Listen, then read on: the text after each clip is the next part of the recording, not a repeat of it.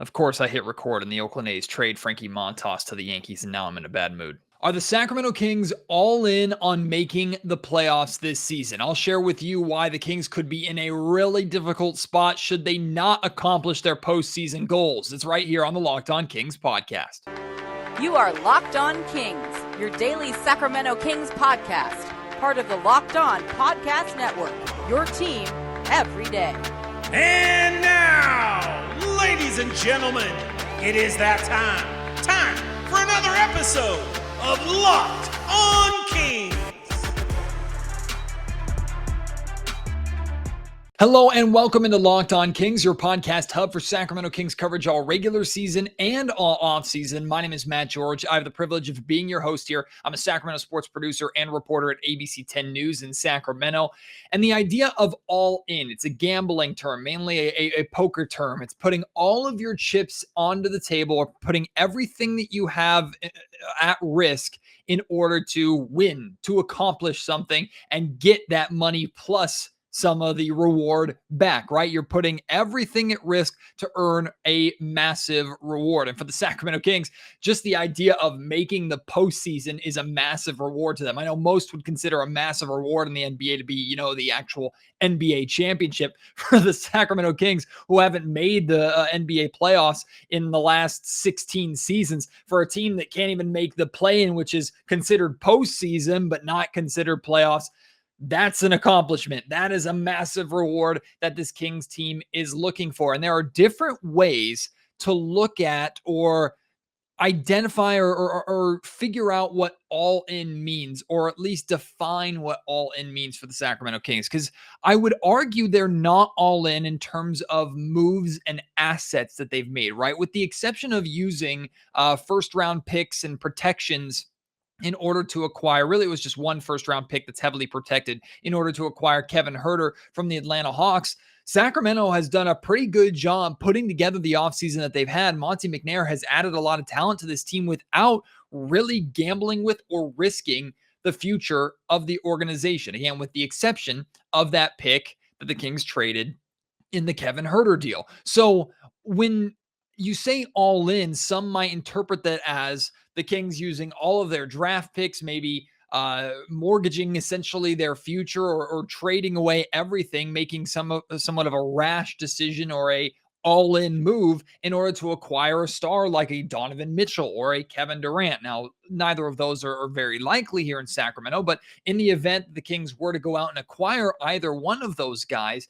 it would more than likely be an all-in type move. We discussed concerns that we potentially had going into this offseason that Monte McNair, in one, an effort to save his job, and two, just to end this playoff drought, would make a move that would short-term make the Sacramento Kings significantly better, but would bring with it a higher likelihood of the Kings being left with nothing years down the road to either continue a playoff run, to make up for a fact if a big name player were to leave in free agency, or if everything fails and you have to blow up and restart a rebuild again, you have no assets in order to do that. So in that sense, the Sacramento Kings aren't all in my mind. However, I do think the Kings are all in on making the playoffs this season with the expectation that that is the above all end goal for this team this year. And anything less is a failure. And I said very similar things last season, right? I said last season, if the Kings don't make the playoffs, their season would be a failure.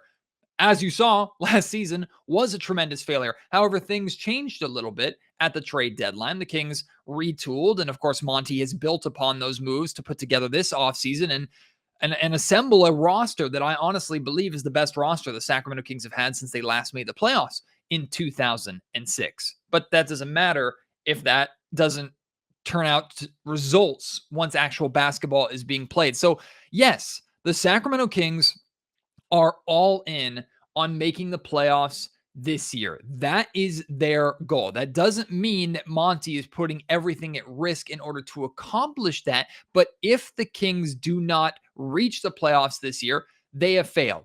So while they might not be putting all of their chips on the table, I guess if I'm going to use poker terminology, Monte McNair has $200 in his pocket and he has $500 in chips on the table, right? He has all 500 chips in the pot, but he's not taking that $200 out or his car keys out and throwing that in as well. He still has some assets to work with that he didn't have to give up in order to put the Kings in a position to go all in and accomplish their goal.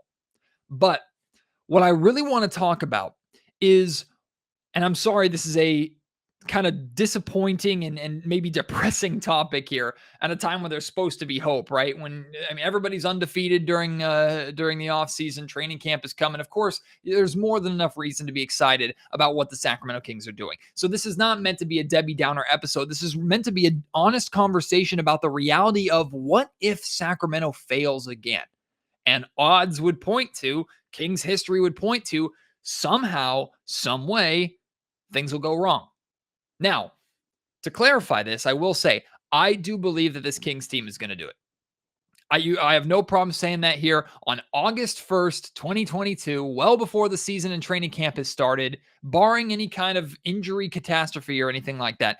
I think this year's Sacramento Kings team is going to bare minimum make the plan, but I think this Kings team is going to actually participate in a playoff series this year. I really think they're too damn good. I mean, the roster is too damn good. And I'm not talking like last year's roster too damn good, because I was way too in on that garbage fire that last year the Sacramento Kings rolled out. But this year's roster should absolutely be in the playoff conversation in the Western Conference. And later on this offseason, I'm going to do a full Western Conference preview. Going to have some guests on, some friends of mine from the Locked On Podcast Network on, and we're going to really look at where the Kings' route into the playoffs is, what teams drop out, where the Kings sneak in, their biggest competition at the play-in spots, their biggest competition at like those 6th, 7th, 8th seeds. Of course, the 6th seed being the last guaranteed playoff series spot, 7-game series spot. I think this team is going to make it. I think they're going to accomplish their goal. So let me preface the pessimistic, depressing conversation with, I think the Kings are going to get the job done this year. But what if they don't? Where do the Sacramento Kings go from here? Like, this is where I really think this team is all in, because I would not want to be Monte McNair, and maybe this is why he hasn't signed a contract extension yet. I would not want to be Monte McNair next offseason after a disappointing season. What do you do? Because at that point, you have 1 year left on Domantas Sabonis' contract to convince him to re-sign, or essentially you traded Tyrese Halliburton for nothing. Do you consider trying to trade Sabonis going into his final contract year and salvage value because you're pretty confident he's not coming back? That's a real doomsday scenario. What happens to De'Aaron Fox? And we're going to talk about in the next segment. This is an all-in year for De'Aaron as the star of a team. Even if it's a team game, even if De'Aaron has a good season and the Kings still fail, unfortunately that falls on his shoulders as the number one guy. He's still going to have a fantastic career no matter what happens this year. No matter what happens. And there are probably going to be a lot of people that don't blame De'Aaron Fox if things go wrong. Now, if he does not play up to the standard we expect, if he goes off to another slow start, I guarantee you there are going to be people pointing the fingers at De'Aaron. But I think De'Aaron's going to have a great season. That still could result in the Kings missing out the playoffs. We've seen him have great seasons before and the Kings not make it. So what happens to De'Aaron if the Kings don't make it this year? The Kings have to look to trade him, right? Like, if you put together this roster of a clear starting two, a clear star two in Fox and Sabonis, you've added a rookie in Keegan Murray who's only going to get better. I'm not going to say that I'm willing to make judgments about Keegan Murray's career after just one rookie season. Even if he has a bad season, if he has a good season, does not matter. Like, Keegan deserves multiple years. So this conversation has little to do with my belief in Keegan Murray. But if things go wrong, do you run everything back? You've surrounded these two guys with shooters this offseason. Maybe you could have used Harrison Barnes better this offseason, or maybe you use him better at this upcoming trade deadline to find another starting three. Do you give up on Davion Mitchell, or do you use Davion Mitchell to fill the hole that is left from moving on from De'Aaron Fox? Where do the Kings possibly go from here? I think they're stuck. Like, realistically, you have to look at what the Sacramento Kings can do to improve their roster. Free agency, it's a total crapshoot for Sacramento. It's a battle where the odds are not in Sacramento's favor. Like, big name free agents don't come here. The two biggest free agents the Sacramento Kings have ever signed, I'm not talking names, I'm talking actual impact. One is Vlade Divac, two is Rashawn Holmes. That's it. Malik Monk could end up being Malik Monk could end up easily being number 3 on that list, to be honest with you, if he has a good season this year. Like, free agency is not good for the Kings. Of course, there's the draft, which is how most teams that struggle in free agency build dynasties, but we know the Sacramento Kings draft history. Now, recently, I think they've done very, very well. Of course, you know how much I love Keegan Murray, and then there's trades, right? And trading star talent to try and get star talent in return, especially star talent that is leading a losing team, that's difficult. If you're trading away De'Aaron Fox, you're not getting De'Aaron Fox value in return. If you're trading away Domantas Sabonis, you're not getting Domantas Sabonis value in return. What you're probably getting is a good player or a decent player and draft capital, which some would argue that's a good thing if you're starting a full rebuild all over again. But that's not an area that the Sacramento Kings are interested in. Remember, I've said, if the Kings screwed up this offseason, they would be a team that's probably going to go 20 seasons without making the playoffs. That's how important this season is for Sacramento. I don't know where the Kings go if they fail this year, unless their first half of the season is terrible and they trade a piece or two, like a Harrison Barnes and insert player here at the trade deadline, to bring in a young wing that suddenly fits in. Keegan Murray looks more comfortable. De'Aaron Fox and Domantas Sabonis start turning it on in the second half. And if you exit next season feeling like, okay, we're so close, it's just circumstances X, Y, and Z, like, that's the best case scenario. But even then, I want to roll my eyes at that, because how many freaking times have we said that over the last 16 years? Oh, the team was garbage for the majority of the season, but they ended with a little bit of pizzazz and flair. Next year's our year. Like, there is no next year is our year for the Kings at this point. It's this year is your year, or you're screwed. I just don't know where the Sacramento Kings could possibly go if they screw up this season. This is, in my opinion, close to the best that Monte McNair and the Sacramento Kings can do to assembling a roster to just get them there. Once they're there, circumstances change, because maybe being a playoff team attracts other talent to want to come here, or players get that experience and either step up or step aside, right? I think De'Aaron Fox, if he gets playoff experience, I think De'Aaron Fox is going to shine. Domantas Sabonis is a 2-time All-Star. He's going to shine no matter what. Or he should be good no matter what. I think Keegan Murray is going to shine. I think Davion Mitchell's only going to get better. This roster will improve as the team gets those opportunities in the postseason. And look, I'll be completely honest with you. If Sacramento makes the playoffs this year, I have zero expectations of a deep run. Like, if they make the playoffs and are swept in the first round, that's still a freaking success in my mind, as long as you build upon it, right? So nobody is saying that the Kings have to get to the playoffs and then make it to the conference finals or NBA finals for this to be a season worthy of keeping the team together. Like, there are teams out there, like, look what is happening to the Utah Jazz. That team was like NBA finals / Western Conference finals or bust, and they busted, and now they've blown up to smithereens. The Kings aren't in that position. They just need to get there and then build upon it. But if they don't get there again, I don't know where they go. I don't know what they do. You have thoughts on this? Let me know. At MattGeorgeSack on Twitter. Email me, mattgeorgesports@gmail.com. Leave your thoughts in the YouTube comment section down below. De'Aaron Fox, though, I think this is his last chance to prove he's a number one guy in the NBA. And you know what? A lot of that is really not his fault.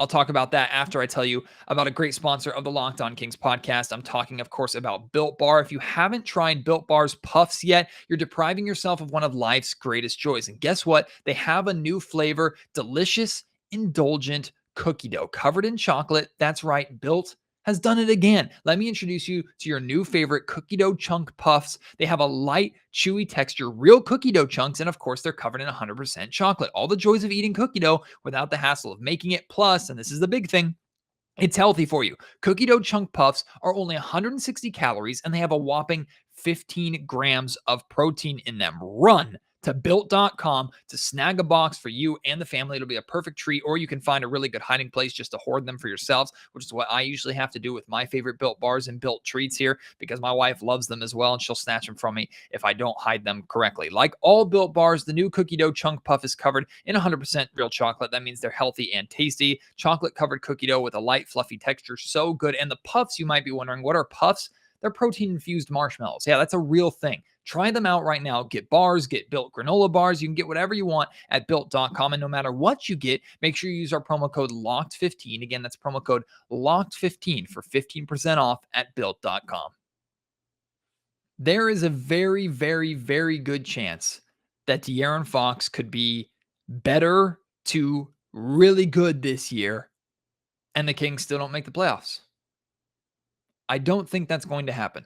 For the record, I think De'Aaron Fox is going to be better to great this year, and the Kings will make the playoffs. But no matter what happens, even if De'Aaron plays really well, puts up great numbers, I don't think he'd make an all-star team without the Sacramento Kings being significantly better and being a playoff team, for one. So we can kind of excuse the all-star part of this conversation. But if the Sacramento Kings lose again, and by that I mean don't make the postseason, and I'm going to, for the sake of this conversation, I'm going to include the play-in, even though I personally feel that the team making the play-in but not making the playoffs would still be underwhelming. It's technically postseason. It's not playoff basketball. To me, I wouldn't consider that an accomplishment this year. I wouldn't consider it necessarily a failure. It's almost like a push. It's a wash at that point. But I would expect the Kings to improve on it next year, right? I don't know if De'Aaron Fox, as the number one guy, survives this season. And using the term survives is so overly dramatic, and I recognize that. Like, De'Aaron's going to be just fine. Like, De'Aaron Fox is going to, like I said earlier, De'Aaron's going to have a phenomenal NBA career. But if Fox and the Kings fail again, I don't think Fox is ever looked at as a number one guy in the NBA again.